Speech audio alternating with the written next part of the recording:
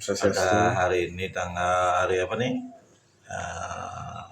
Hari Jumat ya, Jumat tanggal 11 April 2025.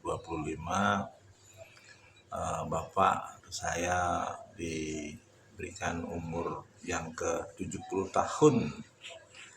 Hari kelahiran saya sesuai dengan akte kelahiran, bukan akte, catatan dari ayah saya almarhum tercinta Nengah Dani. Jadi menurut beliau saya lahir tanggal 11 April. Nah, saya memiliki 3 kelahiran. Pertama, menurut Telkom itu adalah 11 Maret. Karena kenapa Maret bukan April? Karena kalau saya masuk Telkom dulu tuh kurang umur saya 1 bulan ya, jadi saya harus majukan 1 bulan lebih awal, jadi menjadi Maret. Kalau menurut ibu saya, ibu yang melahirkan saya, beliau ingat sekali dan selalu berkata kepada saya bahwa saya lahir itu menurut perhitungan Raine Bali yang ada di ingatan beliau, yaitu pada hari penyimpanan Ido Betara dalam Puro Dalam di Antige, di mana hari piodalannya adalah hari Selasa, Kliwon, Uku Tambir. Nah, dan saya lahir itu adalah sehari setelah piodalan itu. Kenapa? Karena biasanya kalau di Bali itu biasanya Ido Betara melinggi 1 hari, di mana 1 hari setelah piodalan itu beliau disimpan, artinya acara itu sudah tidak ada, tetapi Perdimo dan sebagainya yang ada di Puro Dalam itu disimpan di tempat pemangku dalam. Nah, kebetulan pemangku dalam itu rumahnya di barat rumah saya. Jadi dari rumah itu, dari Antige itu, dari perempatan itu arah barat itu. Di situ rumahnya Mangku Dalam dulu.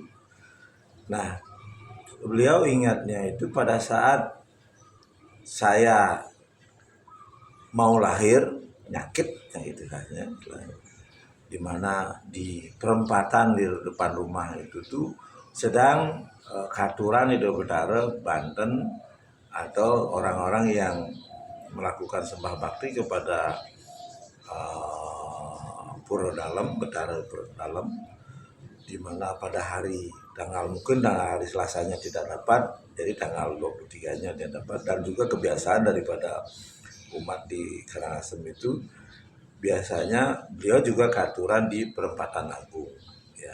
Nah, itu katanya yang didengar oleh beliau itu adalah suara gong yang bertalu-talu dari di depan rumah itu, di Perempatan Agung itu. Nah, itulah menurut ibu saya, Ibu Niwayan Taman. Terus ini apa pesan-pesan di hari kelahirannya? Nah, pesan-pesan dari kelahiran tentu bahwa kita lahir itu tidak lain adalah karena orang tua ya, karena Ide Sang Hyang Widiwasa dan leluhur dan sebagainya. Untuk itu maka kita selalu harus bersyukur kepada 3 komponen itu, apa leluhur, apa Ide Sang Hyang Widiwasa, apa orang tua itu. Tetapi yang jelas di dunia ini karena leluhur sudah tiada, yang Widiwasa itu abstrak dan sebagainya, dan realitasnya itu adalah orang tua. Hormatilah orang tua, hargailah orang tua, untuk selalu mengingat jasa-jasa beliau, karena beliaulah kita ada di dunia ini. Apapun kondisinya, apakah kita bersedih atau kita bergembira, itu adalah karena beliau. Tetapi harus diingat bahwa manusia atau keberadaan kita di dunia ini tidak lain adalah karena keberadaan beliau, dan tentu kita harus bisa menggunakan otak kita, kecerdasan kita, hati kita, dan sebagainya, pengetahuan kita itu untuk memahami, mengerti tentang kenapa saya ada di sini dan kenapa beliau harus menciptakan saya. Beliau tidak bermaksud untuk membuat kita menderita, tidak sama sekali. Tetapi kepala ini yang selalu berasumsi begini, begitu dan sebagainya. Kepala ini adalah tugas kita yang apalagi berpengetahuan, apalagi yang memiliki hati katanya. Hati itu, kata-kata hati itu, kata Muhammad Yogi, ikutilah apa kata hati itu.